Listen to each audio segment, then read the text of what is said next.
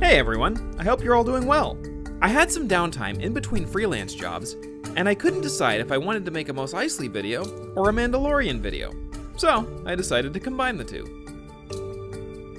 I have visited Chalmun's Cantina a number of times in the past with my animations, but the new LEGO Master Builders set adds a whole new level of authenticity. I can bring you in warm, or I can bring you in cold.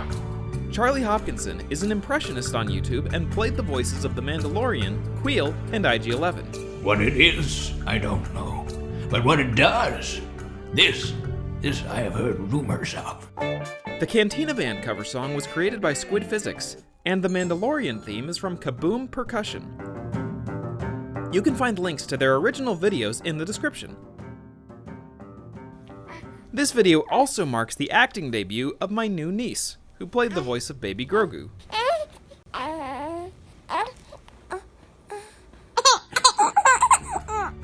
The miniature lights were sent to me by BRICKFILM. I used these for the glowing lights along the wall and to create the hologram reflection in the Mandalorian's helmet. The miniature light is actually visible in these shots, but I used a clean frame to paint this out in After Effects. I also used a light with a red filter to create the flashing red of the blaster fire, giving a more authentic look than if I had just relied on visual effects. In the shots of the Mandalorian entering the bar, an LED panel was positioned behind the door to create the blown-out white sky of the exterior world. In just about all of the shots, my gooseneck lamps are set up behind the windows, sometimes with diffusion, in order to create the same blown-out bright effect of the outside world. This video was shot entirely on a Logitech BRIO 4K webcam. Logitech sent me this camera for free so that I could see how well it works for stop-motion animation. Short answer, I kinda love it. In the past, I've used a Logitech C920 because I loved the freedom it gave me to get in close to the action, as well as the ability to move the camera around as if it were a character. The BRIO 4K is a huge step up, with much more accurate colors and a far superior dynamic range. I used the camera settings app to control the white balance, focus, and brightness, and Dragon Frame to capture the images. One challenge of working with the BRIO is that it has a very wide-angle lens, meaning my background set has to be much larger to avoid seeing the edges.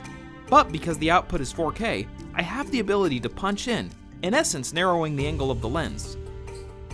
This can be done in the camera settings app, or in post, depending on your preference. But you do have to be careful about punching in too far, as the image quality quickly begins to suffer. Of course, there are trade-offs when working with a web camera. You can't adjust the depth of field, and the image quality doesn't even come close to that of a DSLR. But the freedom to get right into the action and the ease of moving the camera around inside the set just add another layer of enjoyment to the creative process, at least for me. The Canon T2i will still be my primary camera, but I'm looking forward to using the BRIO quite a bit in the coming months. If you're interested in picking up a BRIO for yourself, you can use the Amazon link in the description. And you can also pick up the Jawa poster from firestartoys.com. Thank you very much for watching, and I'm looking forward to making more content for you in the coming months.